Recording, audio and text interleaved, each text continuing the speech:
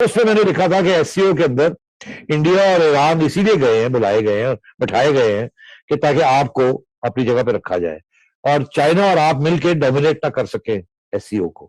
تو وہی ہوا، SCO کو سینٹرل ایشینز نے، ایران نے، روس نے بیٹھ کے آپ کو فارغ کر دیا. چائنا چپ رہا، آپ کہتے رہ گئے جی ریکگنیشن کی کچھ کرتے ہیں بات، انہوں نے کہا نو. تو آپ اپنے ریجن کو تو آپ منا نہیں سکے، آپ انٹرنیشنل کمیونٹی کو کیا منائیں گے؟ آپ کہتے ہیں ہمارے پاس بڑے آپشنز ہیں، بڑے آپشنز ہیں جی، یہ ہو گیا جی. وہ آپ کو پوچھتے ہیں جی کہ آپ آپ کو بائیڈن نے فون کیوں نہیں کیا؟ آپ کہتے ہیں جی وہ بڑے بزی ہیں. اب یار یہ کیوں مجھے بتائیں تو صحیح یار، یہ کوئی سیریسنس آف پرپز ہونی چاہیے کہ we should know what we are seeing. اور تو ظاہر ہے there are serious foreign policy issues, اور اوپر سے اکنامک ایشوز ہیں، اور پھر اس ملک میں کنسنسس نہیں ہے. آپ اپوزیشن کی کیا نہیں کر رہے آپ، میں کیا کہوں پنجابی میں.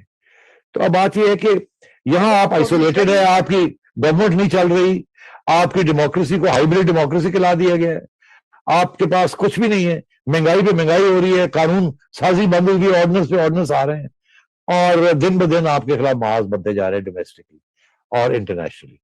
اور آپ کنسپیریسی تھیوریز میں، سارے ملک وہ آپ نے کنسپیریسی تھیوریز میں ڈوب دیے، جیسے کہ ہم تو بڑے نیک صاف شفاف لوگ ہیں، یہاں تو جنت ہے بالکل، اور یہاں کوئی ٹیررزم نہیں ہے، کوئی کچھ نہیں ہے، اور کوئی بیڈ مسلمز ہو سکتے ہیں چھوٹے موٹے، وہ ٹھیک ہے، گڈ مسلمز بیڈ مسلمز. اس قسم کی باتیں آپ کر رہے ہیں. مطلب ہے کہ the world is seriously concerned about these issues. اور آپ لگے ہوئے ابھی تک جی ہم نے 70,000 لوگ ہمارے مارے گئے. ارے بھائی مارے تو گئے تھے، بالکل مارے گئے تھے، اور مارے جائیں گے اب. تو آپ نے کیا کیا؟ آپ نے جب ان کے اوپر 4 سال آپ چپ کر کے بیٹھے رہے، پھر جب پبلک اسکول میں اٹیک ہوا آرمی پر، پھر آپ اٹھے. اس سے پہلے آپ چپ کر کے بیٹھے رہے، آپ پیسے دیتے رہے اور وہ مارتے رہے آپ کو. پھر وہ جا کے وہاں بیٹھ گئے. آپ نے کیا کیا ہے؟ غنی حکومت کے ساتھ بھی آپ کچھ نہیں کر سکے، اب طالبان کے ساتھ آپ کچھ نہیں کرتے. تو آپ کی کہاں گئی ڈپلومسی؟ آپ کی کہاں گئی آپ کے الائنسز؟ کہاں گئے آپ نے جتنی سپورٹ کی تھی؟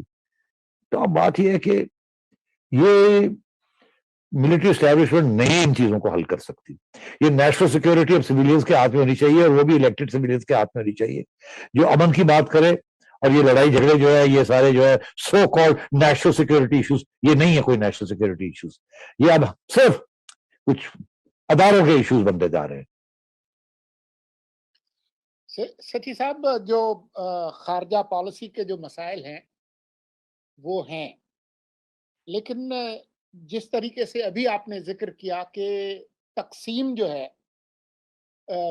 ملک کے اندر، اپوزیشن کے ساتھ جو رویہ ہے، ابھی نیب کو جس طریقے سے پچھلے 3 سالوں میں استعمال کیا گیا ہے، اب یہ خبریں آ رہی ہیں کہ نیب کے چیئرمین کو قانون کی ناک جو ہے وہ موڑ کے موم کی طرح سے ان کو جو ہے وہ توسیع دینے کی کوشش کی جا رہی ہے.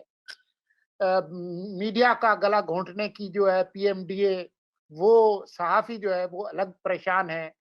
مین سٹریم میڈیا پہ جو سینسرشپ ہے وہ سب کو پتا ہے. سوشل میڈیا، ابھی جو ہم بات چیت کر رہے ہیں، ہمیں نہیں معلوم کہ کتنے دن تک ہم یہ کر سکیں گے. اور الٹا جو ہے وہ عام لوگوں کی جو معاشی حالت ہے، آج جو پاکستان بیورو آف اسٹیٹسٹکس کی جو رپورٹ آئی ہے، کوئی 1 درجن سے زیادہ چیزوں کی قیمتیں جو ہے وہ بڑھ گئی ہیں. آٹا، یعنی غریب آدمی روٹی بھی نہ کھائے، 1 کلو جو ہے وہ 12 روپے سے زیادہ جو ہے وہ آٹا مہنگا کر دیا گیا. گھی مہنگا، چینی مہنگی، بجلی کے ریٹ آج بڑھائے گئے ہیں. اور آپ کو یہ جان کر حیرت نہیں ہونی چاہیے کہ ہمارے صدر صاحب، جنہوں نے ایوان صدر کو آرڈیننس بنانے کا کارخانہ بنایا ہوا ہے، اور کیوس، انارکی، ریولوشن، تینوں جو ہیں وہ آج کل کے حالات کے اندر کاؤنٹر پروڈکٹیو ہوں گی. اس کے ساتھ یہ خون خرابہ جو ہوگا، اس کے ساتھ تباہی ہوگی، بچاؤ نہیں ہوگا. اس لیے ہمارے حکمران طبقے کو احساس ہونا چاہیے کہ ایسے نہیں چل سکتا، بس ہو گیا، بہت ہو گیا. یہ ایلیٹس جو ہیں یہاں کی، کھاتے پیتے جو لوگ ہیں، یہ ان کو بس کرنا پڑے گا. یہ اور اب دیکھیے نا، آپ کے پاس ٹیکس کلیکشن ہی نہیں ہے. آپ کے پاس اگر ٹیکس کلیکشن ہو تو آپ کو قرضے نہ لینے پڑیں.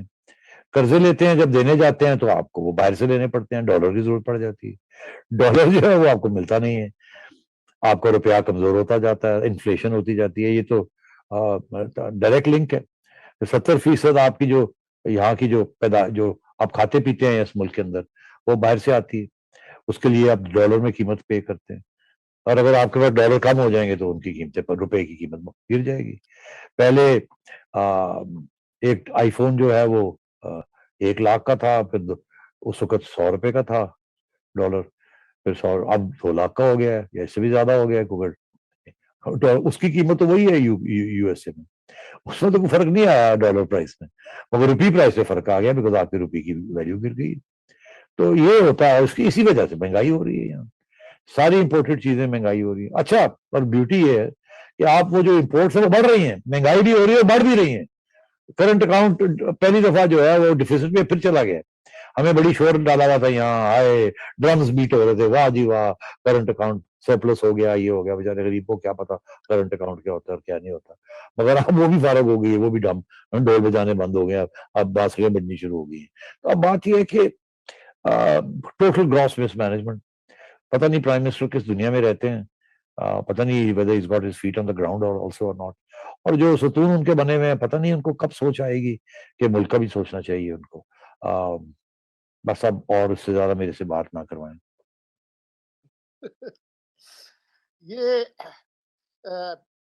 آپ نے آج خبر بھی دیکھی ہوگی کہ ایک طرف حکومت کا اور یہ حال ہے، عوام کا یہ حال ہے، لیکن اب سب سے بڑی جو اپوزیشن کی پارٹی ہے پی ایم ایل این، اس کے اندر بھی کھٹ پٹ چل رہی ہے. آج جو ان کے کافی جو مریم اور نواز کے قریب جو ایم این اے ہیں، جاوید لطیف، ان کو شوکاز نوٹس ایشو ہو گیا ہے. انہوں نے جا کر ایک ٹی وی چینل پہ بیٹھ کے کچھ بات کر دی کہ جی ہمارے ہاں کچھ لوگوں کو اسائنمنٹ ملے ہوئے ہیں. تو وہ اب یہ اس طرح کے معاملات بھی تو چل رہے ہیں نا کہ اپوزیشن کے حال جو ہے وہ بھی تو اچھا نہیں ہے. آپ صحیح کہہ رہے ہیں، آپ بالکل دراڑ ہے. اور اس سے بہتر کیا ایویڈنس ہو سکتی ہے یا پروف ہو سکتا ہے جو کہ آج یہ ہوا کہ نواز شریف کے نام پہ لے کے ایک نوٹس احسن اقبال صاحب نے کر دیا ان کو. تو اب بات یہ ہے کہ جی آپ نے جو بیٹھ کے باتیں کی ہیں وہ نامناسب تھی، وہ آپ پرسنلی بھی ایسی باتیں نہیں کر سکتے پبلک پلیٹ فارم پہ. اچھا، اب بات یہ ہے کہ بات میں حقیقت تو ہے، جو وہ بات کہہ رہے تھے وہ تو حقیقت ہے، وہ تو خود سب دنیا کیا سارا میڈیا کہہ رہا ہے، ایک بیانیہ ادھر ہے اور ایک بیانیہ وہ ہے. مگر یہ بھی صحیح ہے کہ اس قسم کی باتیں جو ہیں، جو اندرونی باتیں ہوتی ہیں، وہ کہیں نہیں جاتی پلیٹ فارم کے اوپر. تو جاوید لطیف صاحب نے بھی میرا خیال ہے یہ بیٹھ کے جب یہ بات کی، انہیں بھی سوچنا چاہیے تھا کہ اس کے اوپر تو ری ایکشن آئے گا ہی آئے گا، کیونکہ وہ ایک پبلک پلیٹ فارم پہ وہ کر رہے ہیں، ایم این اے ہیں اور وائس پریزیڈنٹ ہیں نون لیگ کے، اور جیسے مریم نائب وائس پریزیڈنٹ ہے وہ بھی وائس پریزیڈنٹ ہے، تو بڑا عہدہ ہے.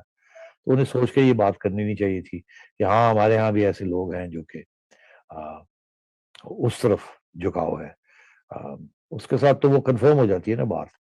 تو اسی لیے میرا خیال ہے نوٹس بھی ایشو کیا گیا، مگر میرا خیال ہے اس سے زیادہ کوئی اور آگے بات نہیں بڑھے گی. یہ اس لیے کیونکہ میرا خیال ہے اس گروپ نے یہ کہا ہوگا کہ لو جی ہونا بھی گل ساڈے لوگ ہی کرنا شروع کرتا ہے تو پھر ہوں اسی کتنے جاواں گے.